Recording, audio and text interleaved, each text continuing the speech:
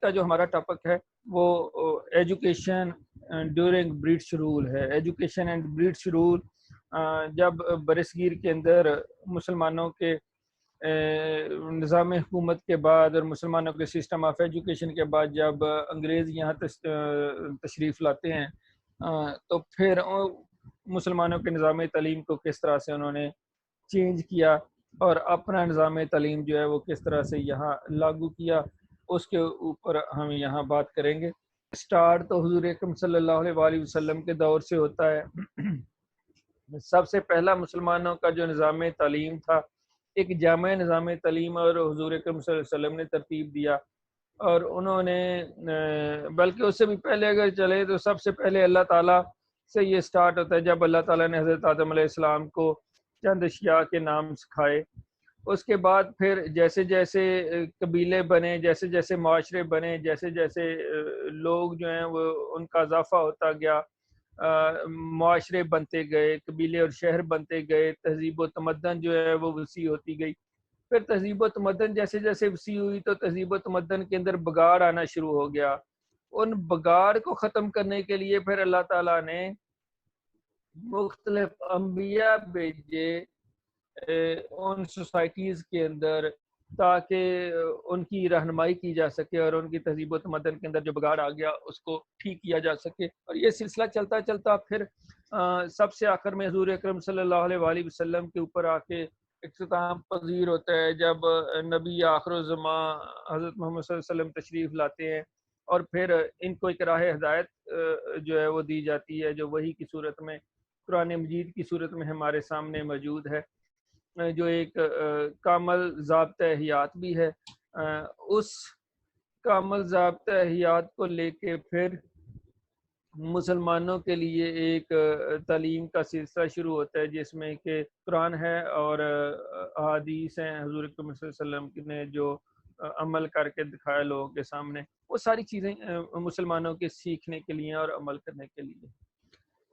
یہاں سے پھر جب حضور اکرم صلی اللہ علیہ وسلم کے پاس یہ ہدایت پہنچتی ہے آگے لوگوں تک یہ رہنمائی کرنے کے لیے، تو حضور اکرم صلی اللہ علیہ وسلم پھر آگے صحابہ کرام کو منتقل کرتے ہیں، اور منتقل کرنے کے لیے سب سے پہلا جو ایک جگہ مکہ کے اندر وہ منتقل کرتے ہیں وہ حضرت ارقم رضی اللہ عنہ کے گھر کو، جو کہ مکہ میں ایک پہاڑی کے اوپر گھر ہوتا ہے حضرت ارقم رضی اللہ عنہ کا. وہاں مسلمان چھپ چھپ کر جایا کرتے ہیں.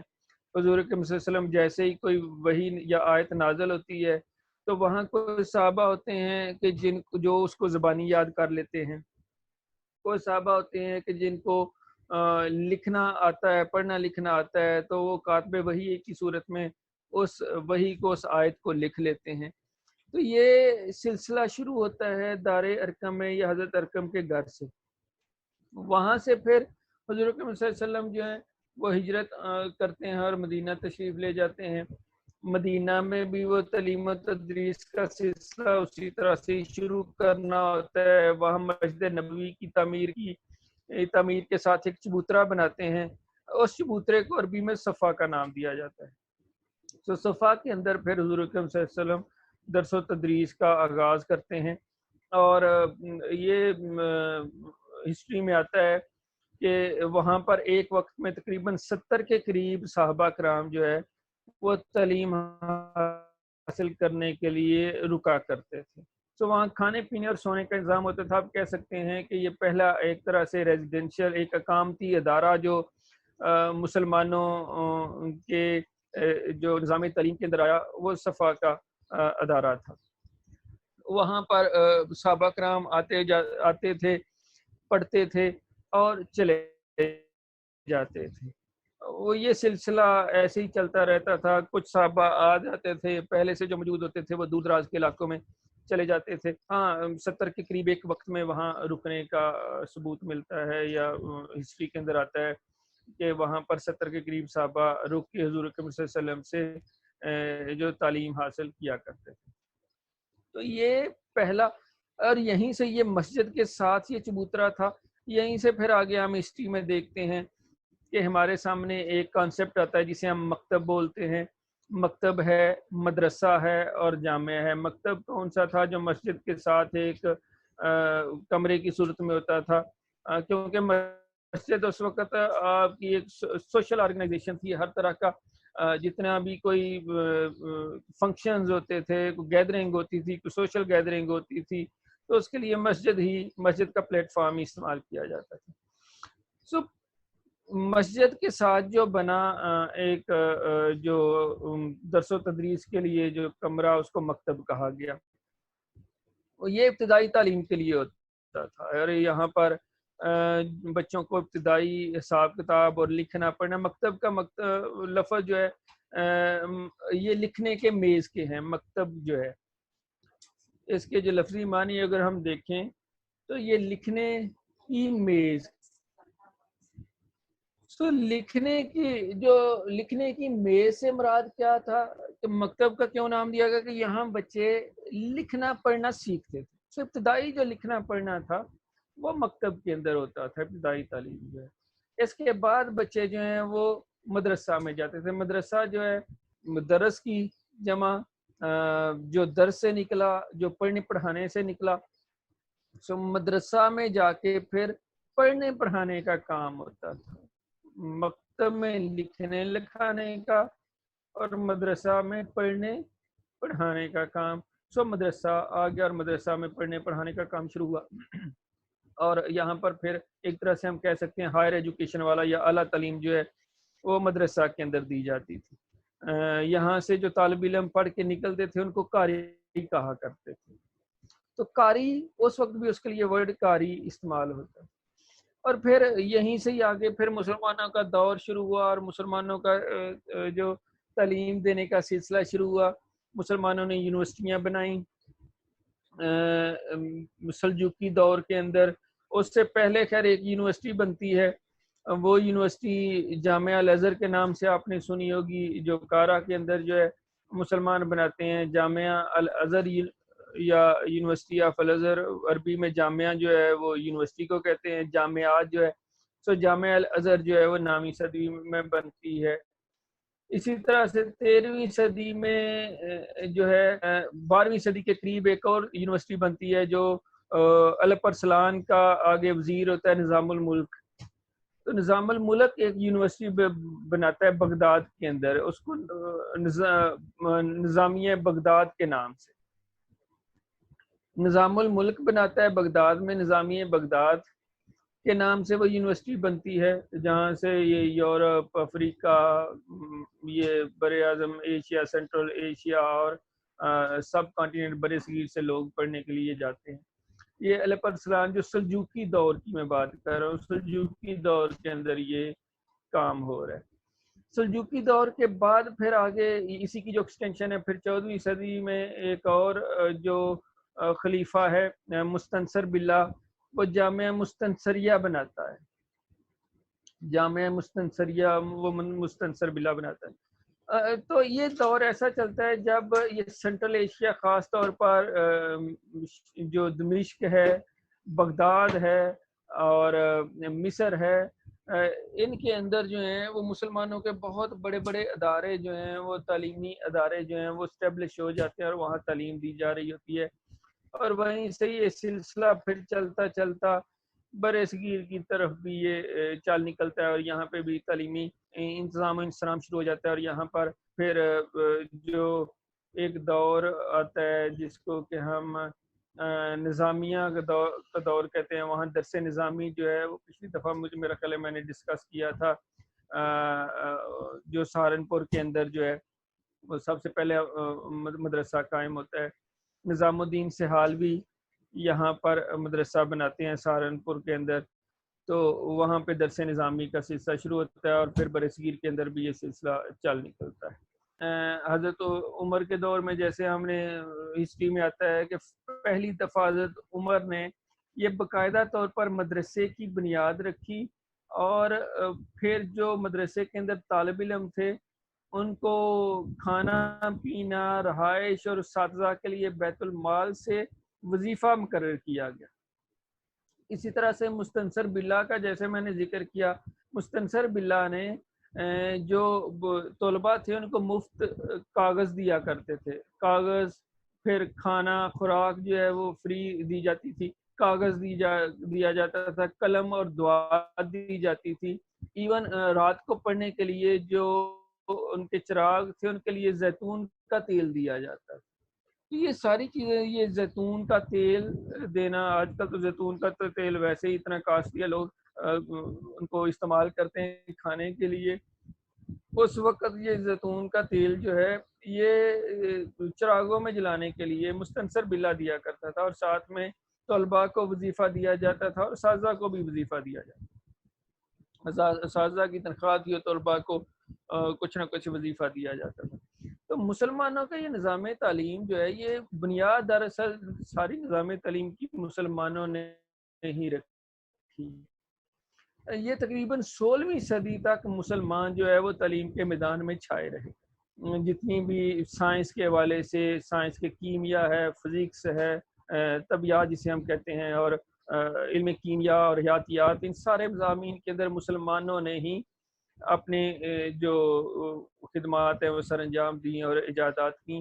16ویں صدی کے بعد پھر حالات بدلتے ہیں، پھر مسلمانوں کے انہی جو بنائے ہوئے اداروں کے اندر سے، جو کہ جو شمالی افریقہ اور یورپ اور جو یہ سینٹرل ایشیا کے اندر پھیلے ہوئے تھے، اور انگریز جو ہیں یہ تعلیم یہاں سے حاصل کرتے تھے، پھر انہوں نے یہیں صحیح تعلیم کو اہمیت دی اور پھر وہ مسلمانوں سے آگے نکل گئے۔ برصغیر کے اندر بھی جو مسلمانوں کا نظام تعلیم تھا، پھر ان کو بھی کہیں نہ کہیں بدلا، اور انگریزوں نے بدلا، اور انگریز جو ہے مختلف دور میں کچھ نہ کچھ تبدیلیاں لے کر آئے، جن کے اوپر ہم دیکھیں گے کہ انگریزوں نے کون کون سی تبدیلیاں جو ہیں وہ کی، جس سے مسلمانوں کے نظام تعلیم کو انہوں نے بدل دیا۔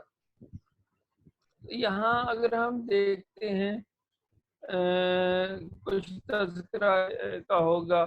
So before the British rule, education was imparted through a chain of elementary school، جس میں کہ پادشاہ لاز تھے، مکتب تھے، مدرسہ تھے for education and higher education. میں نے پہلے جیسے بیان کیا، انگریزوں کے دور سے پہلے جو ہیں وہ ایک چین آف ایلیمنٹری اسکول ہوتے تھے۔ ایون برصغیر کے اندر ہم اگر دیکھتے ہیں تو برصغیر کے اندر کہتے ہیں انگریزوں کے آنے سے پہلے کوئی گاؤں نہیں تھا کہ جہاں پر اسکول موجود نہ ہو۔ کسی بھی گاؤں میں جہاں جس مرضی علاقے کا ہو، جتنا مرضی دور ہو، ہر گاؤں کے اندر اسکول موجود تھا، چاہے وہ اسکول جو ہے ہم لفظ اسکول کا استعمال کر رہے ہیں وہ مکتب کی صورت میں تھا یا مدرسہ کی صورت میں تھا۔ تو انگریزوں سے پہلے جو برصغیر کے اندر جو ذریعہ تعلیم جو وہ چین آف ایلیمنٹری اسکول کے ذریعے سے وہ سسٹم چاہ رہا تھا، اور وہ اس میں پادشاہ لاز تھے، مکتب مسلمانوں کے اس طرح سے مدارس جو ہیں جو ایجوکیشن اور ہائر ایجوکیشن کے استعمال کیے جاتے تھے، اور the education provided in such institution were based on old text like Quran, Vedas and their communities, کیونکہ جو مسلمانوں کے تھے وہاں قرآن پڑھایا جاتا تھا، جو ہندوؤں کی تھی وہاں پہ ویداس پڑھائی جاتی تھی۔ تو مسلمانوں اور ہندوؤں کے اپنے اپنے طور پر ادارے جو ہیں وہ انڈیپینڈنٹلی چل رہے تھے۔ گورنمنٹ جو ہے وہ وظیفہ تو دیتی تھی، گرانٹ تو دیتی تھی، لیکن اسکول کے معاملات میں مداخلت نہیں ہوتی تھی۔ تو تمام اسکول چاہے وہ مسلمانوں کے قائم کردہ تھے یا ہندوؤں کے قائم کردہ تھے، وہ خود مختار ادارے ہوتے تھے۔ کچھ پیسہ جو ہے یا کچھ گرانٹ جو ہے وہ گورنمنٹ کی طرف سے ملتی تھی، لیکن کہیں پہ بھی اس کے ایڈمنسٹریٹو معاملات میں یا اس کے ایکڈیمک معاملات میں گورنمنٹ کا کوئی عمل دخل یا حکومت وقت کا کوئی عمل دخل نہیں ہوتا تھا۔ So according to British, such education was not considered to be up to date because Quran, Vedas, the basis of such education did not keep pace with the world۔ جب انگریز آئے، یہ انڈیجنس ایجوکیشن سسٹم تھا، اور جب انگریز آئے تو انگریزوں نے پھر اس سسٹم آف ایجوکیشن کو بدل دیا۔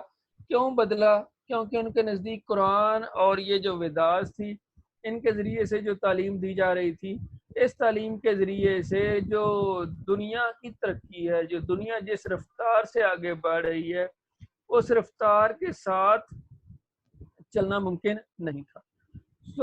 جو اس وقت کا اسلامک سسٹم آف ایجوکیشن تھا، یا مسلمانوں کا جو نظام تعلیم تھا، یا ہندوؤں کا جو نظام تعلیم پیرلل ساتھ میں چل رہا تھا، انگریزوں نے اس دونوں نظام تعلیم کو بدلنے کی کوشش کی، کیوں بدلنے کی کوشش کی؟ کیونکہ ان کے نزدیک یہ جو سسٹم آف ایجوکیشن تھا اس سے جو لوگ تیار ہو رہے تھے وہ صحیح طور پر، اور پھر یہ کیسے ہوا، کس طرح سے انہوں نے کیا، یہ جو ہوا یہ کولونائزیشن جب ہوئی یہاں پہ تو effect of education under East India Company میں یہ افیکٹ ہمارے سامنے آیا. تو ڈیو ٹو کولونائزیشن جب وہ ایسٹ انڈیا کمپنی آئی انڈر ایسٹ انڈیا کمپنی تو سب کانٹیننٹ کے ایجوکیشن سسٹم جو ہے that suffered because the company has stopped giving institution grant which were earlier given to the institution by subcontinent rulers. میں نے جیسے پہلے کہا کہ جب ایسٹ انڈیا کمپنی آئی تو ایسٹ انڈیا کمپنی نے پھر مسلمانوں کے ان اداروں کو وہ گرانٹ دینی، وہ امداد دینی بند کر دی جو کہ اس وقت برصغیر میں جو حکمران تھے ان کی طرف سے مختلف اداروں کو دی جاتی تھی. اس کی جگہ پر کچھ انہوں نے اپنے رولز متعین کیے، رولز جو ہیں وہ لاگو کیے جن کے تحت مسلمانوں کے نظام تعلیم کو پھر نقصان پہنچا اور اس کی جگہ پر انگریزوں کا نظام تعلیم جو ہے وہ آتا گیا. سو یہ کیسے ہوتا ہے؟ سو کس طرح سے انٹروڈکشن آف ویسٹرن ایجوکیشن پھر آتی ہے برصغیر کے اندر؟ آپ نے پہلے پڑھا بھی ہوگا، سنا بھی ہوگا. ویسے تو برصغیر کے اندر کئی اور اقوام بھی آئیں، پرتگیزیز آئے، پرتگیز جو ہے پرتگال سے جو ہے وہ پرتگیزیز ہیں، وہ انہوں نے بھی کچھ دور میں یہاں حکومت کی. پھر جو ڈچ ہیں ہالینڈ سے، ڈچ بھی یہاں آ کے انہوں نے بھی حکومت کی. فرینچ جو ہیں وہ بھی برصغیر کے اندر آئے. تو یہ 3 قومیں اور بھی برصغیر کے اندر یا 3 ممالک کا کہیں نہ کہیں ہولڈ رہا، جس میں فرینچ ہیں، جس میں ڈچ ہیں، جس میں پرتگیزیز ہیں. سو ویسٹرن ایجوکیشن کی انہوں نے انٹروڈکشن کیوں کی؟ They introduce western education in sub continent, اور بنیادی ان کی 2 وجوہات تھیں. ایک تو ایسٹ انڈیا کمپنی تھی، جو ایسٹ انڈیا کمپنی آپ نے سنا ہوگا 813 کے حوالے سے اس کا تذکرہ جو ہے، ویسے تو 813 سے وہ یہاں آ گئی. سو ایک ایسٹ انڈیا کمپنی تھی اور دوسرا کرسچین مشنریز تھے.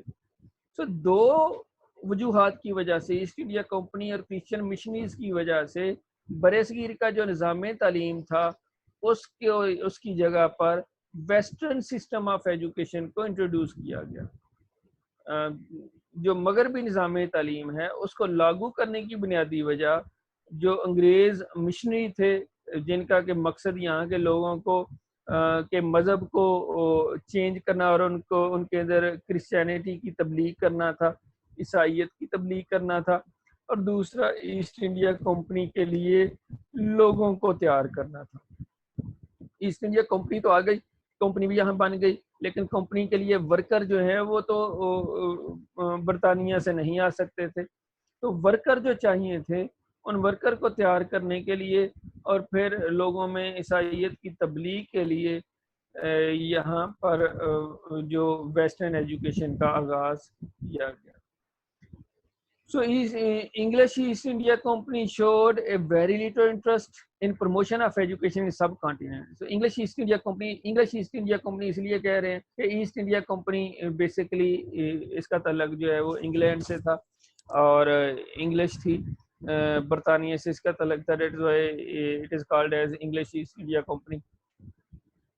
تو اس کا تعلق کوئی سب کانٹیننٹ کے اندر یا اس کی جو خاص جو ہے یا اس کی دلچسپی جو ہے وہ برصغیر کے اندر کوئی تعلیم کی ترقی کے حوالے سے نہیں تھی، بلکہ the only purpose of setting up some education institution in subcontinent was to ensure a steady supply of Indians to law courts set by the company.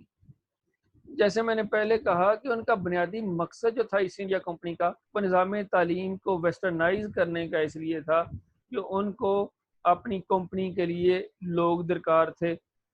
اسی وجہ سے Indian knowledge of classical language was used to establish correspondence with the native states by East India Company officials. اسی وجہ سے جو Indian knowledge of classical language was used, اور start پر انہوں نے جو یہاں کی لینگویجز تھیں، جو سنسکرت تھی، جو فارسی تھی، اس کو انہوں نے نہیں چھیڑا. اسی طرح سے کلاسیکل لینگویجز جو ہیں وہ چلتی رہیں انہی کا علم جو ہے انگریزوں نے بھی سیکھا تاکہ وہ یہاں کے لوگوں سے بہتر طور پر رسپونڈ کر سکیں، بہتر طور پر ان سے بات چیت کر سکیں، بہتر طور پر اپنے کام نکلوا سکیں. تو یہ سارا کام ایسٹ انڈیا کمپنی نے شروع میں کیا. پھر بعد میں خیر انہوں نے پھر فردر بھی جو کام کیا اس میں کلکتہ مدرسہ بنایا، سنسکرت کالج بنایا، فورٹ ولیم کالج بنایا. یہ ایسٹ انڈیا کمپنی نے جو سب سے پہلے ایجوکیشن انسٹیٹیوشنز بنائے. لیکن اس کے بعد پھر فردر آگے بھی کئی ادوار ہیں جس کے اندر انہوں نے مختلف کام کیا. ایسٹ انڈیا کمپنی کو چونکہ لوگ چاہیے تھے، چونکہ ورکر چاہیے تھے، کیونکہ ان کو جو لاکھ یہ جو ہے وہ ملازمین چاہیے تھے، کیونکہ ان کو اپنے سسٹم آف گورنمنٹ کو چلانے کے لیے آفیشلز چاہیے تھے. اس وجہ سے پھر کچھ ادارے بھی انہوں نے بنائے جس میں کلکتہ مدرسہ ہے، سنسکرت کالج ہے اور فورٹ ولیم کالج ہے. یہ 3 ادارے بنائے جہاں سے وہ لوگوں کو تعلیم دے کے اپنے مقصد کے لیے لوگ تیار کرتے تھے. یہ تینوں کالج کب بنے؟ جو کلکتہ میں جو کلکتہ مدرسہ ہے یہ 1781 میں بنا، 1781 میں کلکتہ مدرسہ بنا اور ویرن ہیسٹنگز نے بنایا. اور اس کا بنیادی مقصد جو تھا for the study of Muslim law and related subject. کیونکہ مسلمانوں کا نظام تعلیم تھا تو انگریزوں نے مسلمانوں کے پہلے اسٹڈی کیا، اسٹڈی کرنے کے بعد پھر انہوں نے نظام تعلیم کو ختم کرنے کا جو فیصلہ کیا یا ختم کرنے کے لیے سفارشات مرتب کی. جب تک آپ کسی سسٹم کو سمجھتے نہیں آپ اس کو ختم کیسے کر سکتے ہیں؟ تو سسٹم کو پہلے سمجھنے کے لیے انہوں نے یہ ادارے بنائے. تو کلکتہ مدرسہ جو ہے جو 1781 میں بنا، ویرن ہیسٹنگ نے جو بنایا، تو اس کا بنیادی مقصد مسلم لا اور اس سے ریلیٹڈ سبجیکٹ کو اسٹڈی کرنا تھا. تو یہ 18ویں صدی کی ابھی باتیں ہو رہی ہیں 1781 میں.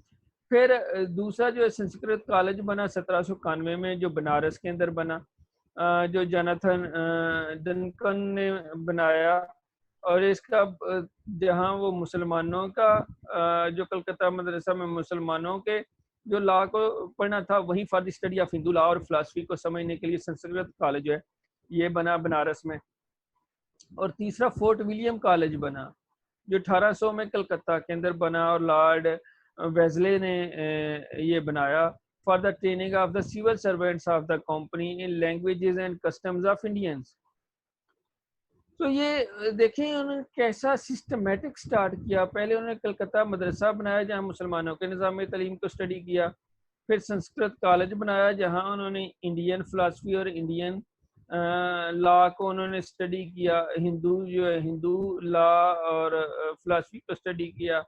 اور تیسرا انہوں نے فورٹ ولیم کالج بنایا جہاں پر انہوں نے سول سرونٹ کو ٹریننگ دی. سول سرونٹ کو ٹریننگ دینے جو دی وہ بھی یہاں کے جو لوگ تھے ان کی کسٹمز اور لینگویجز کو سامنے رکھتے ہوئے. سو انڈیا کے اندر یا سب کانٹیننٹ کے اندر جو لوگ تھے ان کی جو رسم و رواج ہیں اور ان کی جو زبانیں ان کو سامنے رکھتے ہوئے یہاں کے جو سول سرونٹ ہیں ان کو ٹریننگ دینے کی بات کی تاکہ ایک دفعہ ان کو اپنے مطابق اور ان کی بات کو سمجھا جا سکے اور پھر ان پر ایکشن لیا جا سکے. سو یہ ساری چیزیں انہوں نے سٹارٹ میں کی. سو ویسٹرن ایجوکیشن کو جو انٹروڈکشن ہوا اس میں جو سب سے بنیادی چیز تھی وہ کرسچن مشنری کے حوالے سے. مشنری کا جو سب سے زیادہ عمل دخل بھی تھا.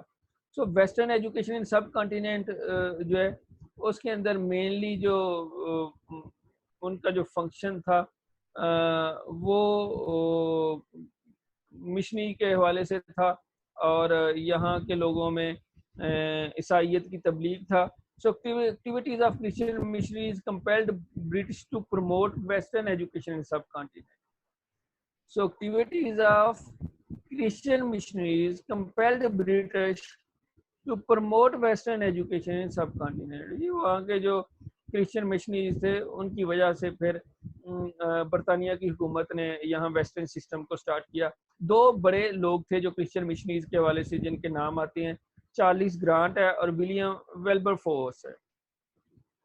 ولبر فورس. چارلس گرانٹ جو ہے وہ father of western education in India بھی کہلاتا ہے. چارلس گرانٹ جو ہے یہ سب سے پہلے جو ہے 1813 میں جو چارٹر ایکٹ آتا ہے تو اس کا بانی بھی یہ چارلس گرانٹ ہی ہوتا ہے. سو برصغیر کے اندر یہ جو موجودہ نظام تعلیم ہے اس موجودہ نظام تعلیم کا بانی جو ہے وہ چارلس گرانٹ ہی ہے. یہ ایک مشنری تھا. So Christian missionaries wanted to promote Western education in subcontinent because they thought that modern education would destroy the faith of the Indians for the own religions and they would follow Christianity. یہ Christian missionaries نے western education کو promote کیوں کیا؟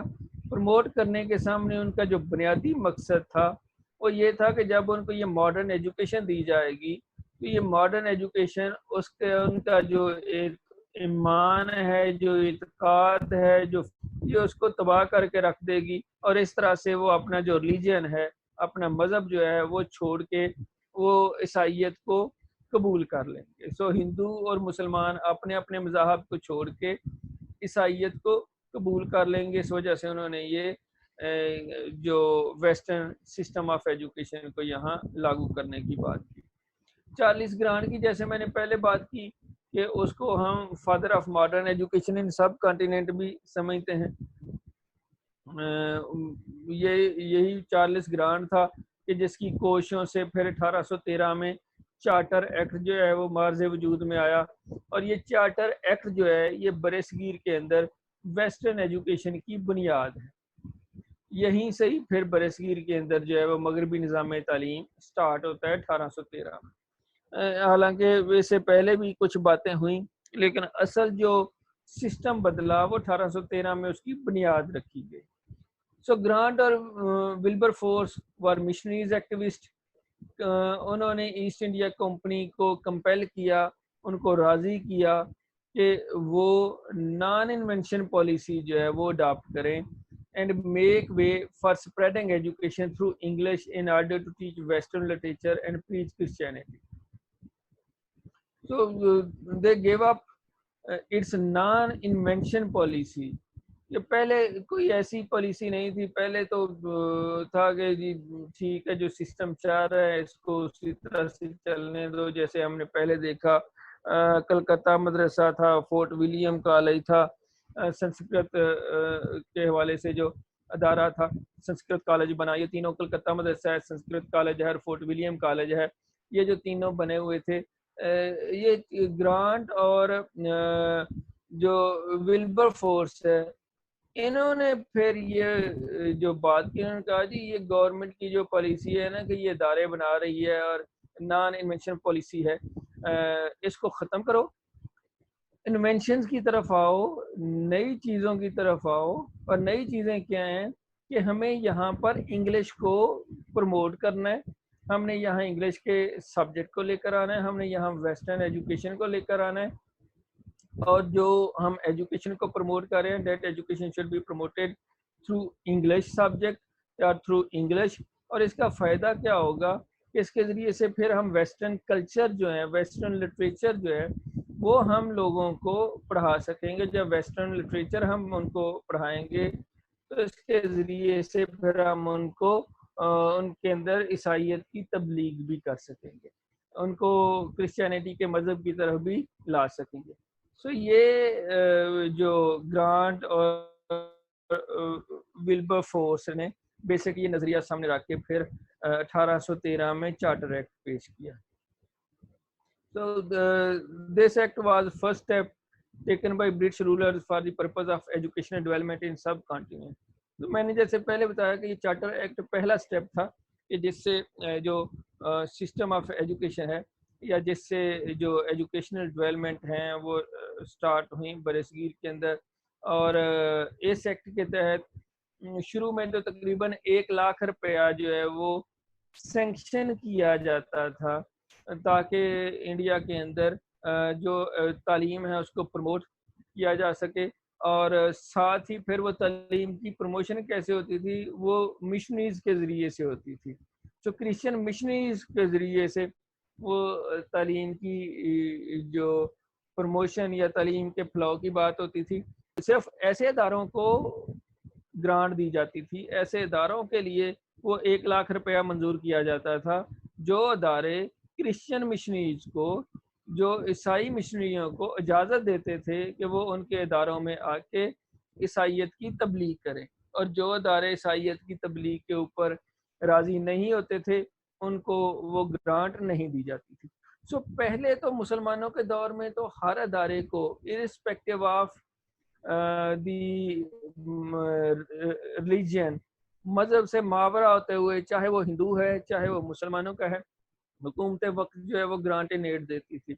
جبکہ یہی جو charter act کے اندر جب یہ گرانٹ اور ولبر فورس جو ہیں یہ آئے تو انہوں نے پھر ایک ایکٹ منظور کروایا جس ایکٹ کے تحت جو ہے وہ 1,00,000 روپیہ جو ہے وہ وہاں کا جو گورنر تھا وہ منظور کر سکتا تھا، اور وہ 1,00,000 روپیہ جو تعلیم کی پروموشن کے لیے استعمال ہوتا تھا. بٹ تعلیم کی پروموشن صرف وہ ایسے اداروں کو دیا جاتا تھا، ایسے اداروں میں ممکن ہو سکتی تھی کہ جہاں پر عیسائیت کی تبلیغ کی اجازت ملتی تھی.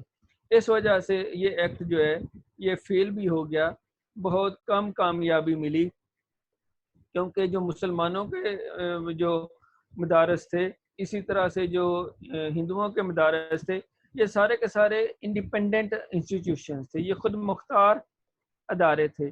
یہ لوگ خود اپنی مرضی سے، اپنی جو اختیارات کے ذریعے سے، اپنی باڈی کے ذریعے سے یہ چلا رہے تھے. ایون بعض ایسے بھی تھے کہ جو حکومت وقت سے مدد لیے بغیر بھی چل رہے تھے، کیونکہ وہاں پر استاد بھی پڑھانے کی نیت سے آتے تھے، ان کو تنخواہ سے کوئی غرض نہیں ہوتی تھی. تو اس وجہ سے یہ جو 1,00,000 روپیہ انہوں نے رکھا، اور 1,00,000 روپیہ جو ہے وہ مختص اس لیے کیا کہ جو ادارے جو ہیں وہ عیسائی مشنریوں کو اجازت دیں گے ان کو دیں گے. تو کسی بھی مسلمان ادارے نے اور اسی طرح سے کسی بھی ہندو ادارے نے وہ گرانٹ لینے سے انکار کر دیا. انہوں نے کہا جی ہمیں یہ گرانٹ نہیں چاہیے، ہمیں پیسہ نہیں چاہیے، ہم خود ہی انتظام کر لیں گے. اس وجہ سے ان کا یہ منصوبہ ناکام ہو گیا، اور اس کی جگہ پر پھر وقت کے ساتھ ساتھ آگے تبدیلیاں آتی گئیں. So Charter Act has failed because of the following reason. It failed to state the language for medium of instruction for education institute. It failed to state the language for medium of instruction. کیوں؟ ایک اور وجہ جو تھی کہ medium of instruction جو ہے، جو پڑھانے کے لیے جو زبان کون سی اختیار کرنی ہے، انگریزی استعمال کرنی ہے یا فارسی استعمال کرنی ہے، اس کے اوپر کوئی اتفاق نہ ہو پایا. لوگ سارے فارسی سمجھنے والے تھے وہاں جتنے بھی لوگ تھے. اب آئیں گے انگریز مشنری، انگریزوں کو فارسی نہیں بولنی آتی، اس وجہ سے وہ کرسچینٹی کی تبلیغ نہیں کر سکتے، اور فارسی پڑھنے والوں کو انگریزی نہیں آتی، اس لیے وہ انگریزوں کی بات کو نہیں سمجھتے. وہاں پر جو کون سی زبان استعمال ہو اس کے اوپر مسئلہ رہا. It was also ambiguous about the means of expanding English education in subcontinent. یہ انگلش ایجوکیشن یا ویسٹرنائز ایجوکیشن کو کس طرح سے پھیلانا ہے، کس طرح سے ایکسپینڈ کرنا ہے، اس کے اوپر بھی ایشو رہا کہ یہ کیسے کنٹینیو کرنا ہے. اور last it was not stated that education should be given to all or a selected few. تو تین یہ بھی چیزیں. چوتھی جیسے میں نے پہلے بیان کی، تیسری یہ چیز کہ یہ فیصلہ ہی نہیں کر پائے کہ کتنے لوگوں کو وہ 1,00,000 روپے ہے تو 1,00,000 روپے میں کتنے لوگوں کو سب کو ہی تعلیم دینی ہے یا کچھ لوگوں کو، چنندہ لوگوں کو تعلیم دینی ہے، ویسٹرنائز ایجوکیشن فراہم کرنی ہے. سو ویسٹرن ایجوکیشن کتنے لوگوں کو دینی ہے، کس میڈیم کے تحت دینی ہے، انگلش کو پڑھانے کا کیا طریقہ ہوگا، کون سے جو مینز ہوں گے کہ جس سے ہم ان کو ایکسپینڈ کریں گے، وہ مشنری کہاں سے ہم لے کر آئیں گے. وہ مشنری پہلے یہاں سے ماسٹر ٹرینر پیدا کریں گے اور پھر وہ آگے تبلیغ کریں گے. سو یہ ساری چیزیں تھیں جن کے اوپر فیصلہ نہیں ہو پایا، اور پھر سب سے بڑی بات کہ اسکولوں نے بھی یہ گرانٹ لینے سے انکار کر دیا، اس کی وجہ سے چارٹر ایکٹ جو ہے وہ فیل ہو گیا. اس کے بعد ایک اور بحث چل پڑی. جو بحث تھی یہ جہاں ایک انگریزی ہے اور دوسری طرف جو ہے وہ سنسکرت ہے اور فارسی ہے.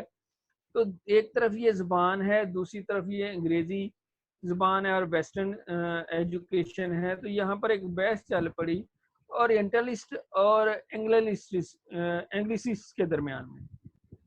ایک اورینٹلسٹ ہیں اور ایک، دونوں کا نیچے تذکرہ دیا ہوا ہے کہ دونوں کون سے ہیں. اورینٹلسٹ کون سے تھے کہ جو انڈیا کے اندر ایجوکیشن پروموٹ کرنا چاہتے تھے، لیکن وہ پروموٹ یہاں کی لینگویج کے مطابق کی. یہاں جو زبان تھی جو پہلے سے پڑھائی جا رہی تھیں، انہی زبانوں کو سامنے رکھتے ہوئے، انہی کو میڈیم آف ایجوکیشن اڈاپٹ کرتے ہوئے تعلیم کو آگے پروموٹ کرنا چاہتے تھے. اور دوسرے جو تھے وہ انگلسسٹ تھے، اور وہ ایسے لوگ تھے جو ویسٹرن ایجوکیشن کے حامی تھے اور ویسٹرن ایجوکیشن کو پڑھانے کے لیے انگلش کو as a medium of instruction استعمال کرنے کے حق میں تھے. سو میڈیم آف ایجوکیشن کے اوپر دو طرح کے لوگ آ گئے کہ میڈیم آف انسٹرکشن کے لیے انگلش کو استعمال کیا جائے یا میڈیم آف ایجوکیشن کے لیے سنسکرت، فارسی یا عربی کو ایز اے لینگویج جو ہے وہ استعمال کیا جائے. تو یہ دونوں کے درمیان میں یہ جھگڑا کھڑا ہو گیا. سو انگلسٹ اور اورینٹلسٹ جو ہے debate was a debate between orientalist and anglicist due to the issue of language for the medium of instruction. تو تدریس کے لیے کون سی زبان یا میڈیم آف انسٹرکشن کس لینگویج میں ہونا چاہیے، اس پر جھگڑا شروع ہوا. اورینٹلسٹ جو ہے وہ چاہتے تھے کہ انڈیا کے اندر جو ہم ایجوکیشن کی پروموشن ہو، جو ایجوکیشن دی جائے وہ عربک لینگویج کے اندر یا پرشین اور سنسکرت کے اندر ہو، جبکہ انگلسسٹ جو تھے وہ چاہتے تھے کہ ویسٹرن ایجوکیشن جو سب کانٹیننٹ کے اندر دی جانی ہے اس کے لیے انگلش جو ہے وہ میڈیم آف انسٹرکشن جو ہے وہ سب سے بہتر ہے. تو یہ دونوں کے درمیان میں یہ ایک طرح سے دو گروپوں کے درمیان میں ڈیبیٹ شروع ہو گئی، اور یہ پھر یہ ڈیبیٹ کہیں جا کے 1823 میں چلتی رہی، اور پھر 1823 کے بعد یہ لارڈ مکالے نے ان کو ختم کیا. So general committee of public instruction 1823 میں ایک بنتی ہے. This committee was form to look after the development of education subcontinent which was dominated by Orientalists who were the great supporter of Oriental learning rather than the Anglican جو ہے. اب یہ general committee of public instruction جو ہے، چونکہ orientalist اور انگلسسٹ کے درمیان میں یہ جھگڑا شروع ہوتا ہے، تو اس جھگڑے کو لے کے پھر 1823 میں یہ کمیٹی ایک بناتے ہیں جو general committee of public instruction ہے کہ کون سی زبان کو آپ نے استعمال کرنا ہے. تو اس میں اورینٹلسٹ جو ہیں وہ زیادہ حامی ہو جاتے ہیں، وہ ڈومینیٹ کرتے ہیں کہ جو یہاں کی لینگویج ہے، جو فارسی ہے، سنسکرت ہے اور جو عربک ہے، اس کے ذریعے سے ہی تعلیم دی جانی چاہیے. سو اسی یہ جو اورینٹلسٹ اور انگلسسٹ کے درمیان میں یہ جو ایک ڈسکرسو قسم کا انوائرمنٹ کریٹ ہوا، اس کو ختم کرنے کے لیے یہاں کے مقامی زبانوں کی اہمیت جو تھی اس کو ختم کرنے کے لیے پھر انگریزوں نے ایک اور جو نظام لانے کی بات کی، جو پہلے سے ہی کہیں نہ کہیں اس کی کوشش کر رہے تھے، اور اس کے لیے انہوں نے لارڈ مکالے کو متعین کیا. سو لارڈ مکالے پھر ایک ریزولوشن لے کر آیا. اس ریزولوشن کے تحت پھر یہاں کا نظام تعلیم صحیح معنوں میں جسے کہتے ہیں بدلا گیا، وہ لارڈ مکالے تھا. چارلس گرانٹ کا تو ہم نے دیکھا کہ چارلس گرانٹ جو ہے وہ father of western education in subcontinent ہے، لیکن لارڈ مکالے جو ہے یہی ایکچوئل بندہ ہے کہ جس نے یہاں کا جو نظام تعلیم ہے اس کو بدلا. اس سے پہلے یہ 1835 سے پہلے کوئی ایسی جامع کوشش نہیں انگریز کر پائے تھے. اس طرح سے نظام تعلیم کو بدلنے کے لیے ان کی محنت جو ہے وہ کوئی رنگ نہیں لائی تھی. مسلمان یا یہاں کے جو مقامی لوگ تھے وہ اپنے نظام تعلیم کو بدلنے کی طرف نہیں انہوں نے آنے دیا تھا ان کو. لیکن 1835 میں پھر لارڈ مکالے سسٹم آف ایجوکیشن آتا ہے. یہ سسٹم کیا، اس نے پھر کیا کیا، اس نے انگلسسٹ اور اورینٹلسٹ کی ڈیبیٹ جو تھی اس کو ختم کر دیا، اور ختم جب کیا تو اس میں جو سفارشات آئیں اس کو لارڈ مکالےز منٹ کے نام سے یاد کیا جاتا ہے. لارڈ مکالے نے پھر سفارشات اپنی بیان کی اور لارڈ مکالے کی سفارشات کے تحت پھر یہاں کے سسٹم آف ایجوکیشن کو ریوائیو کیا گیا. تو لارڈ مکالے نے اپنا سسٹم آف ایجوکیشن جو ہے وہ 1835 میں پیش کیا، جس کے اندر یہ انگلسسٹ اور اورینٹلسٹ کی ڈبیٹ جو ہے وہ ختم ہوئی. اس میں کیا چیزیں تھیں خاص وہ لارڈ مکالے کے سسٹم آف ایجوکیشن کے ساتھ میجر پوائنٹس ہیں. خاص طور پر تو 4 میجر ہی ہیں، باقی 3 اس طرح سے نہیں ہیں، لیکن سسٹم آف ایجوکیشن کو ریوائیو کرنے کے لیے یہ پہلے 4 پوائنٹ بہت اہم ہیں.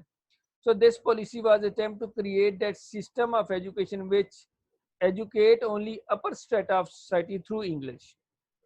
So پہلی بات جو انہوں نے کی، جیسے ہم نے پہلے دیکھا چارٹر ایکٹ میں وہ فیل کیوں ہو گیا کہ وہاں انگریز فیصلہ نہیں کر پائے تھے کہ کس اسٹیٹا آف پیپل کو ایجوکیٹ کرنا ہے،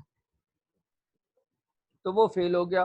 یہاں لارڈ مکالے نے وہ پیش کر دیا کہ جو اپر اسٹیٹا ہے، جو ہائی کلاس کے لوگ ہیں، ان کو ہم نے انگریزی تعلیم دینی. جو لوور لیول کے ہیں، جو غریب طبقہ ہے، جو لوور اسٹیٹا ہے، جو مزدور طبقہ ہے، ان کو ہم نے انگریزی تعلیم نہیں دینی. So educate only upper strata of society through education. اور اپر اسٹیٹا جو ہے وہی لوگ پھر حاکم بھی ہوں گے، وہی لوگ جو ہیں پھر ان باقی لوگوں کو سنبھال بھی لیں گے. سو اپر اسٹیٹا آف سوسائٹی کو ایجوکیٹ کرنا ہے تھرو انگلش.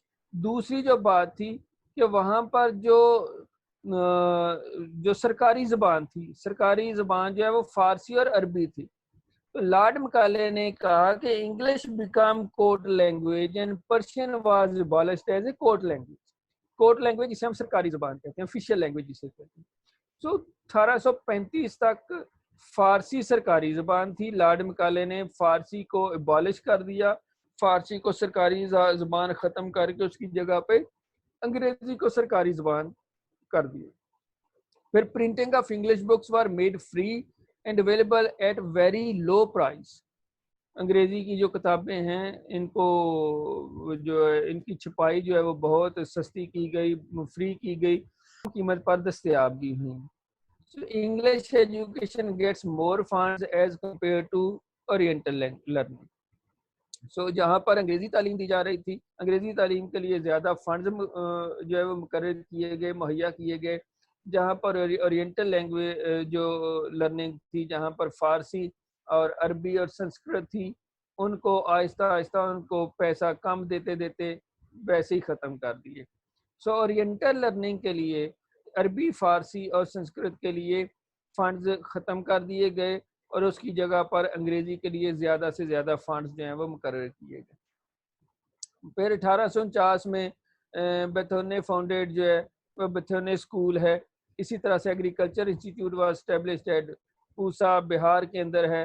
پھر engineering institute was established at Roorkee, جو ہے رڑکی جگہ کا نام ہے جہاں پر انجینئرنگ انسٹیٹیوٹ جو ہے یہ بنا. تو یہ انگریزوں نے اپنے ادارے بنائے، یہ 3 میجر ادارے جو ہیں وہ انہوں نے بنائے. لیکن بنیادی طور پر مکالے سسٹم جو ہے اس کے اندر یہ 4 چیزیں بڑی اہم تھی. ایک اپر اسٹیٹ آف سوسائٹی کو تعلیم دینے کی بات کی. دوسرا جو ہے وہ فارسی کو ختم کر کے انگریزی کو سرکاری زبان کا مقرر کیا. تیسرا انگریزی کتابیں فری چھاپی گئیں اور بہت کم پرائز پر دستیابی ان کی جو ہے وہ یقینی بنائی گئی. اور چوتھا جو ہے کہ انگریزی کے لیے زیادہ فنڈز مقرر کیے گئے دوسری زبانوں کی نسبت. پھر اسی طرح سے ایک اور جو اس میں انہوں نے کام کیا، جو انڈیا کے اندر جو ہے تقریباً 42 اسکول جو ہیں وہ 1842 تک بنائے. 42 اسکولز کے جہاں پر انگریزی جو ہے وہ ذریعہ تعلیم تھا اور ویسٹرن ایجوکیشن جو ہے مہیا کی جا رہی تھی. سو انگریزی ذریعہ تعلیم کے لیے، ویسٹرن ایجوکیشن کے لیے 42 اسکول جو ہیں وہ 1842 تک برصغیر کے اندر بنائے. اور ایسے اسکول تھے کہ جہاں پر گرانٹ بھی دی جاتی تھی، جن کو امداد بھی دی جاتی تھی، جبکہ مسلمانوں کے جو ادارے تھے ان کی امداد بھی بند کر دی گئی. اسی طرح سے پریزیڈنسیز ور ڈیوائیڈیڈ انٹو ایجوکیشنل زونز. یہ جو جیسے ہم کہہ سکتے ہیں کہ جو تھے مختلف خطے جو تھے جن کے اوپر مختلف انہوں نے اپنی حکومتیں قائم کی ہوئی تھیں، تو ان کو انہوں نے مختلف زونز کے اندر، تعلیمی زونز کے اندر تقسیم کر دیا. ہر educational zone had one government school. For example, Bengal was divided into 9 educational zones under Lord Auckland. So انہوں نے مختلف پریزیڈنسی ایسے جسے ہم کہہ سکتے ہیں صوبے جو ہیں، صوبوں کے اوپر ہر صوبے کو انہوں نے اس طرح سے ویسٹ بنگال کو ایک پریزیڈنسی بنایا ہوا تھا، بہار ایک پریزیڈنسی تھی، اسی طرح سے جو تامل ناڈو ہے یہ ایک پریزیڈنسی تھی، پھر راجستھان ایک پریزیڈنسی تھی. تو یہ مختلف پریزیڈنسیاں انہوں نے بنائی ہوئی تھیں. ان پریزیڈنسیوں کے اندر انہوں نے زونز آگے مقرر کر دیے اور ہر زون کے اندر ایک سکول جو ہے وہ ہائی سکول جو ہے وہ بنایا. اسی طرح سے اگر وہ ہم بنگال کی بات کرتے ہیں تو بنگال کے اندر 9 ایجوکیشنل زون بنے اور ہر ایجوکیشنل زون کے اندر جو ہے وہ ایک گورنمنٹ سکول جو ہے وہ موجود تھے. تو یہ تقریباً 42 جو سکول بنے تھے وہ اسی طرح سے جو ایجوکیشنل زون بنے تھے ان ایجوکیشنل زون کے اندر انہوں نے بنائے جہاں پر کہ انگریزی تعلیم دی جاتی تھی.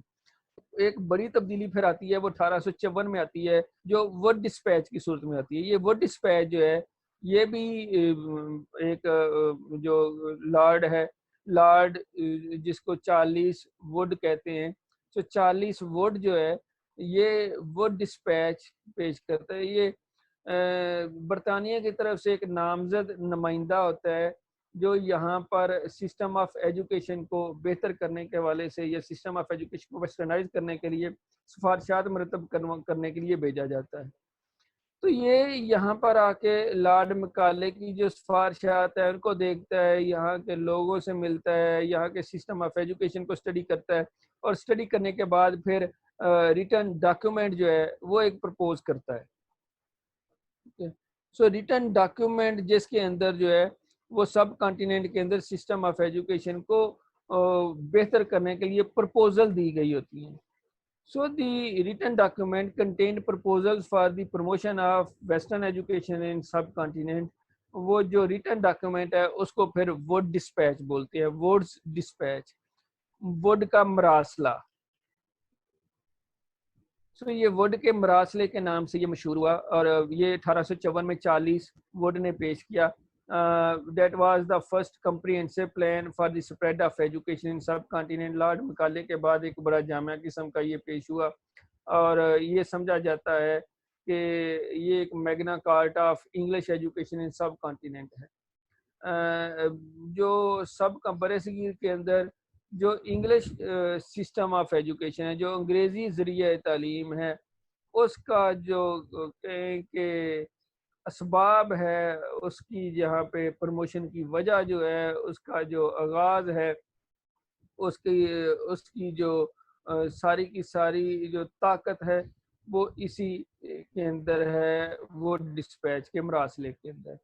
ایسے پہلے 1842 تک جو بھی تھیں وہ باتیں تو ہوتی رہی. 1842 میں کچھ جو کام ہوئے لیکن 1854 میں وہ ڈسپیچ نے سسٹم آف ایجوکیشن کو لارڈ مکالے کی سفارشات کو سامنے رکھتے ہوئے مکمل طور پر تبدیل کر کے رکھ دیا.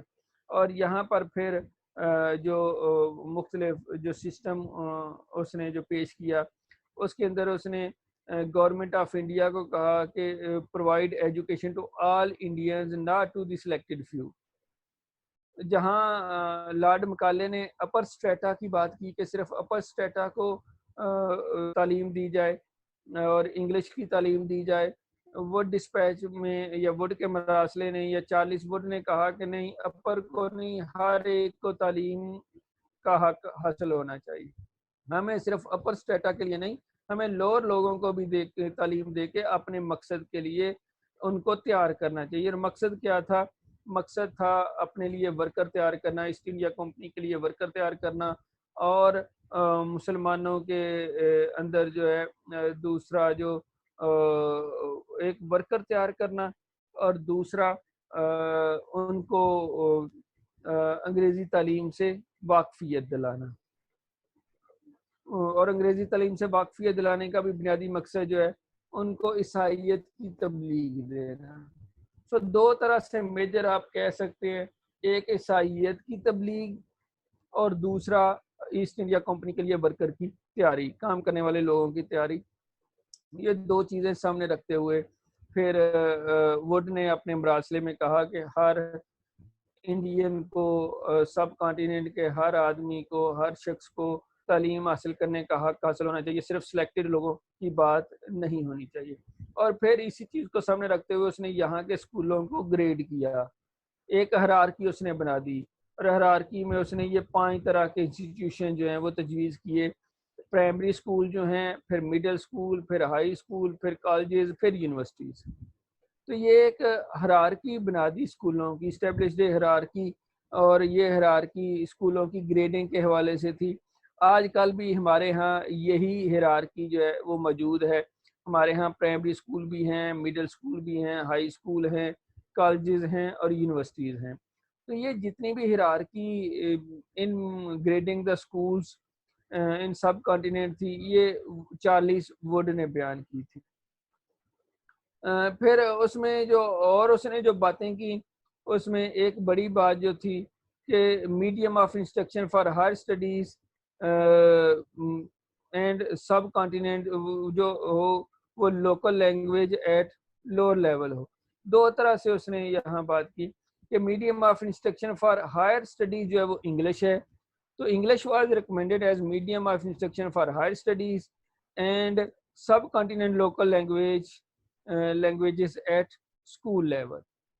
تو وہاں جو لارڈ مکالے نے تو مکمل طور پر یہاں کی جو اورینٹلسٹ تھے ان کی جو زبانیں تھیں ان کو تو ختم کر دیا, لیکن وہ ڈسپیچ نے کہا کہ جو اسکول کی سطح ہے وہاں پر لوکل زبانوں سے تعلیم دی جائے, جبکہ جو ہائر ایجوکیشن ہے وہاں پر انگریزی جو ہے وہ استعمال کی جائے. پھر emphasis was given on female and vocational education and on teachers training. خواتین کی تعلیم, فیمیل ایجوکیشن, پیشہ ورانہ تعلیم اور ٹیچرز ٹریننگ کے اوپر فوکس کیا گیا. Education imparted in government institution was to be secular. ایک بڑی بات جو تھی, پہلے ریلیجیس ایجوکیشن تھی, اس کو سیکولر ایجوکیشن کی طرف لے آئے. ریلیجیس ایجوکیشن کو ختم کر کے سیکولر ایجوکیشن کی بات کی گئی. A system of grant and aid was recommended for the institutions that satisfy certain conditions to encourage private enterprise. تو یہ بڑی بڑی باتیں جو ہو رہی ہیں یہ ووڈ کے مراسلے میں پیش ہوئیں.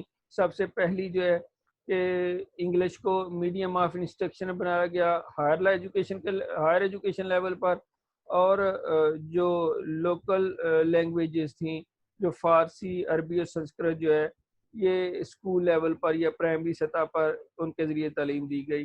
اسی طرح سے فیمیل ایجوکیشن اور ووکیشنل ایجوکیشن اور ٹیچرز ٹریننگ کے اوپر فوکس کیا گیا. پھر گورنمنٹ کے جو ادارے تھے ان کے اندر جو تعلیم تھی اس کو سیکولر بنایا گیا. پہلے ریلیجیس تھی اس کو سیکولر لے آئے. مذہب کا وہاں پہ جو استعمال تھا اس کو ختم کر دیا. پھر گرانٹ اینڈ ایڈ جو ہے اس کی بات ہوئی کہ اداروں کو, اور ایسے اداروں کے کہ جو جن کی کارکردگی بہتر ہو, جو مطلوبہ جو آبجیکٹیوز ہیں ان کو حاصل کر رہے ہوں, ایسے اداروں کے لیے جو ہے وہ گرانٹ اینڈ ایڈ جو ہے وہ شروع کی جائے. اسی طرح سے پھر یونیورسٹیز ووڈ کے مراسلے میں تجویز کی گئی کہ یونیورسٹی بھی بنی چاہیے جس میں کلکتہ, مدراس اور بمبئی, جس کو آج کل ان کے دونوں کے نام بلکہ تینوں کے نام چینج ہو گئے ہوئے. کلکتہ کو اب کیلکٹا وہ بولتے ہیں, مدراس کو چنئی بولتے ہیں, اور بمبئی کو ممبئی کہتے ہیں. تو یہ تینوں جگہ پر اس وقت یہ کلکتہ تھا, مدراس اور بمبئی تھا, یہاں پر یونیورسٹیاں بنانے کی بات ہوئی. تو یہ تینوں ادارے جو کلکتہ جو ہے اب کیلکٹا ہے, مدراس چنئی ہے, اور بمبئی جو ہے یہ ممبئی ہو گیا, یہاں پر یونیورسٹیاں جو ہیں وہ بنی. اسی طرح سے جو ایک اور انہوں نے بات کی کہ greater school was set up as written in the document, جیسے ووڈ نے مراسلے میں لکھا تھا اسی طرح سے پھر یہ جب امپلیمنٹیشن, یہ تو پہلے والی ہم نے پروویژنس کی بات کی, پھر امپلیمنٹیشن جو اس کی ہوئی ووڈ کے مراسلے کی, کہ جیسے ووڈ نے کہا تھا کہ 5 طرح کے اسکول ہونے چاہیے, پرائمری, مڈل, ہائی, کالجز اور یونیورسٹیز. تو اسی طرح کے پھر اسکول جو ہیں وہ بنائے گئے.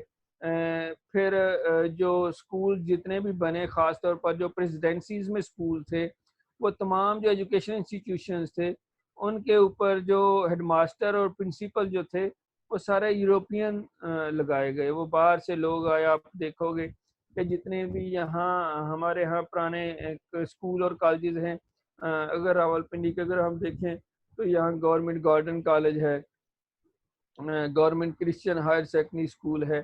تو ان سارے اداروں کے اندر یہ جتنے بھی ہیں ان کے اندر جو پرنسپلز تھے وہ سارے فارنرز تھے, یہ سارے یوروپین تھے. یہ برٹش برطانیہ سے یہ تشریف لائے اور وہاں سے ان کو منگوا کے ہیڈ ماسٹر اور پرنسپل جو ہے وہ لگایا گیا. So missionary enterprise played their own role. یہی ان کی پھر بنیادی وجہ اور ان کے یہاں موجود ہونے کی وجہ سے اور پرنسپل اور ہیڈ ماسٹرز کی جو یوروپین ہونے کی وجہ سے پھر عیسائیت کی تبلیغ بھی پھر اتنی ہی زیادہ کی گئی. اسی طرح سے 1857 میں universities in all three presidencies were set up. تو 1857 میں پھر تینوں پریزیڈنسیز جو تھیں یہاں پر جو یونیورسٹیز تھیں وہ پھر بنی. یہ پھر 1857 کے بعد ایک دور آتا ہے جس کو ہم آفٹر 1858, یہ 1813 سے 1857 تک کا ہم نے دور دیکھا. 1858 میں پھر ایک بڑا واقعہ آتا ہے جس میں کہ 1857 میں جنگ آزادی لڑی جاتی ہے اور جنگ آزادی کی وجہ سے پھر برصغیر کے اندر بہت زیادہ تبدیلیاں رونما ہوتی ہیں. اس تبدیلی کی وجہ سے پھر جو مسلمان ہیں وہ بہت زیادہ پریشر میں آتے ہیں. مسلمانوں کو مورد الزام ٹھہرایا جاتا ہے. مسلمانوں کی پہلے نہیں انگریزوں سے بن پا رہی ہوتی. 1857 کی جنگ آزادی مسلمانوں اور انگریزوں کے درمیان جو موجود خلا ہے اس کو اور زیادہ وسیع کر دیتی ہے. انگریز سمجھتے ہیں کہ مسلمان جو ہیں یہ جنگ آزادی کے پیچھے بنیادی وجہ جو تھے وہ مسلمان ہیں, اور مسلمان سمجھتے تھے کہ یہ انگریز جو ہے یہ ہمارے اعتقاد کو, ہمارے بلیف کو, ہمارے مذہب کو یہ قدغن پہنچائیں گے. یہ انگریزی کے ذریعے سے انگریزی کلچر یہاں لے کر آئیں گے اور ہمارے لوگوں کا تہذیب و تمدن کو یہ بگاڑ کے رکھ دیں گے. اس لیے وہ انگریزوں کو پسند نہیں کرتے تھے. سو انگریزوں کو انگریزی اور انگریزی کلچر کی وجہ سے پسند نہیں کرتے تھے. انگریز مسلمانوں کو 1857 کی جنگ آزادی کا مورد الزام ٹھہرا کے وہ پسند نہیں کرتے تھے. سو دونوں کے درمیان میں وہ جو ایک خلیج تھی وہ وسیع ہو گئی, اور اس خلیج کی وجہ سے جو یہاں کا ایجوکیشن سسٹم تھا, خاص طور پر جو مسلمانوں کا سسٹم آف ایجوکیشن تھا, اس کو بہت زیادہ پھر نقصان پہنچا. انگریزوں کے نظام تعلیم کو تو اتنا نقصان نہیں ہوا, البتہ مسلمانوں کے نظام تعلیم کو جو ہے وہ توڑ موڑ کے رکھ دیا. تو اس کے بعد پھر یہ 1857 کے بعد پھر ایک کمیشن بنتا ہے جس کو کہ ہنٹر کمیشن کے نام سے یاد کیا جاتا ہے. یہ 1882 میں پیش کیا جاتا ہے, اور یہ وہ ڈسپیچ کے بعد جو ہمارے سامنے پیش آتا ہے وہ ڈسپیچ میں ہم نے بھی دیکھا کہ وہ ڈسپیچ ایک طرح سے ایکسٹینشن تھی لارڈ مکالے کی. ہنٹر کمیشن جو تھا it was formed to evaluate the achievement of وہ ڈسپیچ. سو جو پہلے کچھ خامیاں اور کمیاں رہ گئی تھیں لارڈ مکالے کی, یا لارڈ مکالے جو آبجیکٹیو حاصل نہیں کر پایا تھا, ان آبجیکٹیوز کو پورا کرنے کے لیے وہ ڈسپیچ آیا. چارلس ووڈ آیا, اور چارلس ووڈ نے جو سفارشات دی تھیں ان سفارشات کو ایویلیویٹ کرنے کے لیے, یا ان کی جو امپلیمنٹیشنز تھی پروویژنز اور ان کی امپلیمنٹیشن ان کو پھر ایویلیویٹ کرنے کے لیے ہنٹر کمیشن جو ہے یہ 1882 میں بھیجا گیا. سو ہنٹر کمیشن جو ہے اس نے 1854 کے وہ ڈسپیچ کو کی اچیومنٹ کو, کارکردگی کو ایویلیویٹ کیا. It underlined the state's role in the extension and improvement of primary education and secondary education. So primary education تو لارڈم جو وہ ڈسپیچ نے بات کی تھی, لیکن جو پرائمری ایجوکیشن ہونے کے باوجود اس کے اوپر اس طرح سے ترقی نہیں دی جا سکی. سو ہنٹر نے کہا جو برصغیر کے اندر جو پرائمری اور سیکنڈری ایجوکیشن ہے اس میں بہتری کی ضرورت ہے, اس کو امپروو کرنے کی بات ہوئی. اسی طرح سے underline the transfer of control to district and municipal boards. پہلے ادارے جو تھے یہ پریزیڈنسی کے اندر تھے. ہنٹر نے کہا کہ ان کو پریزیڈنسیوں سے نکال کے ان کو ڈسٹرکٹ اور میونسپل بورڈز کے اندر کر دیا جائے. سو ڈسٹرکٹ سطح پر ان کی جو کنٹرول ہے وہ کر دیا گیا. پھر ساتھ میں اس نے ریکمینڈ کیا 2 ڈویژنز آف سیکنڈری ایجوکیشن. جو سیکنڈری سطح پر جو تعلیم تھی اس کو 2 طرح کی تعلیم کے اندر اس نے تقسیم کیا. ایک جو آگے فردر پڑھنا چاہیں, جو سیکنڈری ایجوکیشن کے بعد یونیورسٹی ایجوکیشن میں جانا چاہیں, اور دوسرے لوگ جو ووکیشنل تعلیم حاصل کر کے جو اپنا کمرشل کیریئر جو ہے وہ سٹارٹ کرنا چاہیں. تو 2 طرح سے تعلیم جو ہے وہ سیکنڈری سطح پر اس کی ڈائیورسیفیکیشن کر دی. تو یہ ہنٹر نے جو ڈسپیچ نے یا وڈز نے چارلز وڈ نے جو اپنا ڈسپیچ دیا تھا اس کے مراسلے میں جو باتیں پیش ہوئی تھیں, جو ریٹن ڈاکیومنٹ کے اندر یہاں کے نظام تعلیم کو بہتر کرنے کے حوالے سے تھیں, ان کو ختم تو نہیں کیا, البتہ اس کی جو اچیومنٹ ہیں ان کو بہتر کرنے کے لیے ہنٹر نے سفارشات پیش کی. جیسے اس نے پرائمری اور سیکنڈری ایجوکیشن کو کی بات تو کی ہوئی تھی, لیکن ہنٹر نے کہا جی کہ یہ اسٹیٹ کا زیادہ رول ہونا چاہیے پرائمری اور سیکنڈری ایجوکیشن کے اندر, کیونکہ زیادہ لوگ جو پرائمری اور سیکنڈری ایجوکیشن کے اندر انرول ہوتے ہیں تو وہاں پر گورنمنٹ اپنا رول بہتر ادا کر سکتی ہے. پھر اسکول جو پریزیڈنسیز کے اندر تھے, پریزیڈنسیز سے نکال کے ان کو ڈسٹرکٹ اور میونسپل لیول پر منتقل کر دیا. اسی طرح سے جو سیکنڈری سطح پر 2 ڈویژن بنا دیے. پھر جہاں یہ بات ہنٹر کی ہوئی, ہنٹر نے کا ایک دور جو آیا تھا ڈبلیو ہنٹر نے 1842 میں, وہیں ایک ریلے کمیشن بھی ہے. سو ریلے کمیشن جو ہے یہ کمیشن جو پوائنٹ ہوا یہ برٹش گورنمنٹ نے اس کو پوائنٹ کیا, اور اس کا مقصد کیا تھا کہ انڈین یونیورسٹیز کی جو کنڈیشن ہے ان کو امپروو کرنے کے حوالے سے کیا کام کیا جا سکتا ہے. تو انڈین یونیورسٹیز خاص طور پر جو مدرسہ کے مدراس کے اندر بنی تھی, کلکتہ کے اندر بنی تھی, ممبئی کے اندر تھی, ممبئی, کلکتہ اور چنئی کے اندر یونیورسٹیز بنی تھیں. اسی طرح سے کالجز جو بنے ہوئے تھے. سو انڈین یونیورسٹیز کی کنڈیشن کو امپروو کرنے کے حوالے سے یہ ریلے کمیشن جو ہے یہ 1902 میں یہ بنایا گیا, اور اس نے یہاں کی یونیورسٹی ایجوکیشن کو بہتر کرنے کے حوالے سے سفارشات پیش کی. پھر ایک اور کمیشن آیا جس کو سیٹلر کمیشن بولتے ہیں. یہ سیٹلر کمیشن جو ہے وہ 1917 کو فارمولیٹ کیا گیا, اور اس کا بنیادی مقصد جو ہے وہ کلکتہ یونیورسٹی کو جو درپیش پرابلم تھی ان کو اسٹڈی کرنا تھا, اور اسی طرح سے کچھ اور یونیورسٹیز کے بارے میں بھی انہوں نے اپنی ریکمنڈیشن پیش کی تاکہ ان کی جو سفارشات کے ذریعے سے یہاں کے نظام تعلیم کو بہتر کیا جا سکے. تو سیٹلر کمیشن نے 1917 میں جو پرابلمز ان کلکتہ یونیورسٹی اور پھر ان کی recommendation were applicable to other universities جو ہیں وہ بیان کی, کہ ایک یونیورسٹی کو لیتے ہوئے باقی یونیورسٹیز کے لیے بھی سفارشات دینے کی کوشش کی. ان کی آبزرویشن, یہ سیٹلر کمیشن کی آبزرویشن کیا تھیں کہ 12 ایئر اسکول کورس ہونا چاہیے. اسکول پہلے 12 سال تک اسکول میں تعلیم حاصل کریں اور پھر یونیورسٹی میں آئیں. پھر 3 year degree after the intermediate stage ہونا چاہیے, بی اے جسے ہم کہتے ہیں.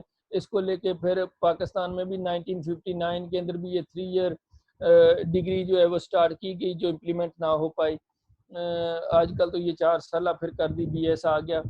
سو اس وقت بھی 3 ایئر ڈگری کی بات ہوئی, اور یہی 1917 میں سیٹلر نے کہا تھا کہ 3 year degree after intermediate stage ہونی چاہیے. پھر centralised functioning of universities, unitary residential teaching autonomous body جو ہے, کوئی یونیورسٹیوں کو کنٹرول کرنے کے لیے ایک سینٹرل سسٹم ہونا چاہیے, جیسے پاکستان کے اندر HEC ہے یا یونیورسٹی گرانٹس کمیشن ہے. اسی طرح سے سیٹلر نے کہا کہ یونیورسٹیوں کو کنٹرول کرنے کے لیے کوئی سینٹرل فنکشننگ باڈی ہونی چاہیے, جہاں پر کہ جو یونیورسٹیوں کا انتظام انصرام ہے وہ بہتر طور پر کیا جا سکے. سو یہ recommended extended facilities for applied sciences and technological education, teachers training and female education, جہاں باقی ساری یہ 3 طرح کی انہوں نے میجر باتیں کی کہ 12 ایئر اسکول کورس ہو, 12 سال کے بعد 3 سال کی جو ہے وہ ڈگری ہو، انٹرمیڈیٹ سٹیج کے بعد پھر سینٹرلائزڈ فنکشننگ آف یونیورسٹیز ہو. اسی طرح سے اپلائیڈ سائنسز اور ٹیکنالوجیکل ایجوکیشن بھی یونیورسٹیوں کے اندر موجود ہونی چاہیے. پھر یونیورسٹیوں کے ساتھ میں ٹیچرز ٹریننگ کا اہتمام کرنا چاہیے اور فیمیل ایجوکیشن کا انتظام کرنا چاہیے. یہ سیڈلر کی یہ سفارشات تھیں. پھر انہی سفارشات کے تحت جو ہے یہ جو 1917 میں آلدو کے آئیں، اس سے پہلے بھی ایک ایکٹ پاس ہو چکا تھا. یہ ویسے تو اس سے پہلے ڈسکس ہونی چاہیے تھی سیڈلر کمیشن سے. سو یہ ایکٹ جو ہے یہ 1904 میں پاس ہوا. لارڈ کرزن کے جو زیر صدارت انڈین یونیورسٹیز ایکٹ جو ہے، this act was based on the recommendations of relay commission. جو ہے یہ جب ریلے کمیشن 1902 میں اس نے یونیورسٹیز کے حوالے سے جو بات کی اور امپرومنٹ آف یونیورسٹیز کے حوالے سے، تو یہ انڈین یونیورسٹی ایکٹ جو ہے یہ 1904 میں پیش ہوا، جو ریلے کمیشن کی ریکمنڈیشن کی صورت میں تھا. اور people of subcontinent condemned for this act. یہ جو ایکٹ بنا تھا اس کو یہاں کے لوگوں نے کنڈیم کیا، اس کو پسند نہیں کیا. کیوں پسند نہیں کیا؟ کیونکہ increase the government control over universities. یونیورسٹیاں ساری گورنمنٹ کے کنٹرول میں دے دی گئیں. Cite as an attempt to restrict education. جب یہ انڈین ایکٹ بنا تو اس کے ذریعے سے لوگوں نے سمجھا کہ یہ تو ہمارے لیے تعلیم کو ایک طرح سے روکنے کا کام ہوگا. So to discipline the educated to show loyalty to the government. تو 3 میجر کام یہ ریلے کمیشن نے تجویز کیے. ایک تو یونیورسٹیوں کو گورنمنٹ کنٹرول میں دیا، دوسرا جو ہے وہ ایجوکیشن کو ریسٹرکٹ کر دیا، تیسرا جو ہے وہ ایسے مضامین اور اس طرح سے تعلیم دینے کی بات ہوئی کہ جس سے لوگ جو ہیں وہ اپنی وفاداری حکومت کے ساتھ شو کریں. سو لائلٹی ٹو دی گورنمنٹ کی بات ہوئی.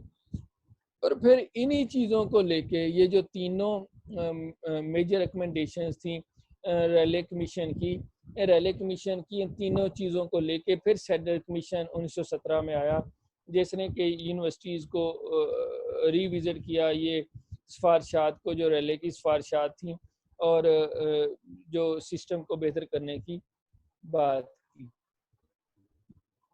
پالیسیز تھیں اور پالیسیز میں کیا لیمیٹیشنز تھیں. English men educated Indians just for supply of Indians in their offices. سو انگریزی کیوں پڑھائی گئی یا انگریزی کیوں پڑھانا چاہتے تھے؟ تاکہ ان کے دفتروں کے لیے جو انڈینز ہیں ان کا انتظام کیا جا سکے. Their main aim was not to educate Indians. So British education policies کی ہم یہ جو لیمیٹیشنز دیکھ رہے ہیں کہ ان کا بنیادی مقصد تعلیم دینا نہیں تھا، بلکہ اپنے دفتروں کے لیے جو لوگ ہیں ان کو سپلائی کرنا تھا. اس وجہ سے وہ انگریزی کی تعلیم دینا چاہتے تھے. This led to a wide linguistic and cultural gulf between educated few and masses of uneducated Indians. So پہلے جیسے بات تھی کہ اپر سٹیٹا کو ایجوکیٹ کرنا ہے، پھر لوور سٹیٹا کی بھی بات ہوئی، لیکن وہ وقت جب پہنچا تو تب تک لوگ جو ہیں وہ انگریزی تعلیم سے بہت دور ہو چکے تھے، ناپسند کرتے تھے، انہوں نے تعلیم حاصل نہیں کی. اور اس تعلیم کو نہ حاصل کرنے کی وجہ سے جو لنگوسٹک جو انگریزی بولنے والے ہیں اور جو کلچرل یہاں کے جو لوگ ہیں جو یہاں کے ثقافت پر یقین کرنے والے ہیں، ان کے درمیان میں وہ خلاف وسیع سے وسیع تر ہوتی گئی. کم لوگ پڑھے ہوئے تھے، زیادہ لوگ ان پڑھ تھے، سو خلاف وسیع ہوتی گئی. So British policies of education declined the traditional system of Indian education. So ان ساری پالیسیز کی وجہ سے یہاں کا جو انڈین سسٹم آف ایجوکیشن تھا، جو ٹریڈیشنل سسٹم آف ایجوکیشن تھا، وہ تباہی کا شکار ہو گیا. اسی وجہ سے برٹش پالیسیز آف ایجوکیشن جو ہے اس نے جو traditional system of Indian education تھا اس کو ختم کر کے رکھ دیا، اس نے سسٹم کو ڈکلائن کر دیا. So British policies of education decline the traditional system of Indian education, کیونکہ ان کا بنیادی مقصد بھی یہی تھا کہ یہاں کا جو ٹریڈیشنل سسٹم ہے اس کو ختم کیا جائے اور اس کی جگہ پر جو برٹش سسٹم آف ایجوکیشن ہے اس کو رائج جو ہے وہ کیا جائے. پھر اس سسٹم کے تحت جو ہے وہ خواتین کی تعلیم جو ہے اس کو بالکل ہی نظر انداز کر دیا گیا. ان پالیسیز کے اندر کوئی ایسا بات کہیں بھی تھوڑی بہت ہوئی، لیکن اس طرح سے خواتین کو تعلیم دینے کے لیے مناسب انتظامات نہیں کیے گئے. اور ایک بڑی وجہ جو تھی وہ ان کی جو ڈاؤن ورڈ فلٹریشن تھیوری تھی وہ تھی، جو کبھی بھی یہاں پر پریکٹیکل نہیں ہو پائی. ڈاؤن ورڈ فلٹریشن تھیوری کون سی تھی؟ جو لارڈ میکالے نے پیش کی تھی. لارڈ میکالے نے کہا تھا کہ ہم جو فیو لوگ ہیں، ہم جو ہائر رینک کے ہیں، ہم جو اسمالر سٹراٹا آف پیپل ہیں، کہ جو تھوڑے سے جو امیر طبقہ ہے اس کو ہم تعلیم دیں، اور وہ امیر طبقہ جو ہے ان کو دی ہوئی تعلیم خود بخود جو ہے وہ غریبوں تک بھی پہنچ جائے گی. یہ ایسی ان کی تھیوری تھی کہ جو یہاں پر امپلیمنٹ یا یہاں پر پریکٹیکلی اس سے کوئی فائدہ نہیں ہوا. یہ بھی ایک جو برٹش ایجوکیشن پالیسیز کی لیمیٹیشنز کے اندر رہا.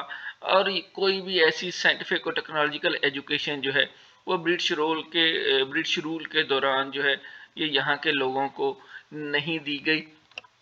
انہی چیزوں کو دیکھتے ہوئے پھر کچھ میرٹس اور ڈی میرٹس جب ہم دیکھتے ہیں یہاں انڈین سب کانٹیننٹ کے اندر، ویسٹرن ایجوکیشن جو ہے یہ ریمیڈی کے طور پر تو سمجھا گیا یہاں کے سوشل اکنامکل پولیٹیکل ایلز جو اس یہاں کی قوم کے اندر آ گیا ہوا تھا اتنے عرصے تک انگریزوں کے زیر سایہ رہنے کی وجہ سے اور یہاں کے سسٹم کی تباہی کی وجہ سے.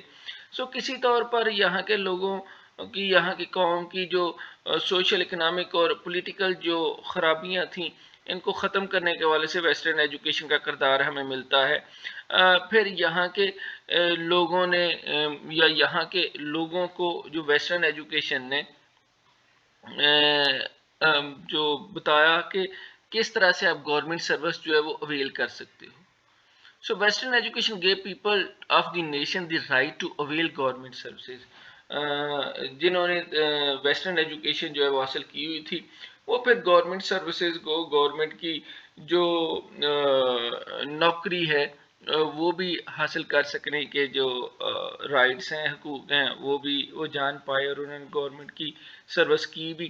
جہاں اس کے میرٹس ہیں وہیں پہ میرٹس اتنے عام نہیں ہیں، بلکہ ڈی میرٹس اس کے زیادہ ہمیں نظر آتے ہیں، کیونکہ ویسٹرن ایجوکیشن نے بہت زیادہ جو ماسز تھے ان کی ایجوکیشن کو نظر انداز کر دیا. یہ ایسا سسٹم آف ایجوکیشن تھا کہ جو انٹروڈیوسڈ ہوا لیکن چند لوگوں کے لیے ہی ہوا، زیادہ تر لوگوں کو اس سے کوئی استفادہ نہیں ہوا. اور پھر اس سسٹم نے یہاں کے لوگوں کے جو ریلیجیس فیتھ تھا اس کو بہت زیادہ ڈسٹرائے کیا، اس کو بہت زیادہ تباہ کیا. یہاں کے لوگوں کو ذہنی طور پر جو ہے انہوں نے دین اسلام سے دور کر دیا. جیسے مکالے نے بھی کہا تھا کہ میرا مقصد جو ہے وہ یہاں کے لوگوں کو اس طرح سے تیار کرنا ہے کہ وہ دیکھنے میں تو وہ ہندوستانی نظر آئیں، بٹ سوچ کے اعتبار سے ہمیں وہ انگریز نظر آئیں، سوچ کے اعتبار سے وہ انگریز ہوں. یہی آج کل بھی ہم دیکھتے ہیں، چونکہ ہمارا سسٹم اسی طرح سے باروڈ سسٹم سمجھا جاتا ہے، تو یہاں کے جو لوگ ہیں، یہاں کی جو ایلیٹ کلاس ہے وہ ہمیں دیکھنے میں تو پاکستانی نظر آتی ہے، لیکن اپنے سوچ کے اعتبار سے، اپنے جو سوشل نارمز کے حوالے سے، اپنے کردار و اطوار کے حوالے سے ہمیں وہ انگلش زیادہ نظر آتی ہے. اور یہ وہی سسٹم ہے ویسٹرن ایجوکیشن کا کہ جس کی چھاپ ابھی بھی ہمیں ان پر نظر آتی ہے. That's it for this session, کہ جس میں ہم نے برٹش رول کے دوران ہم نے سسٹم آف ایجوکیشن پر بات کی.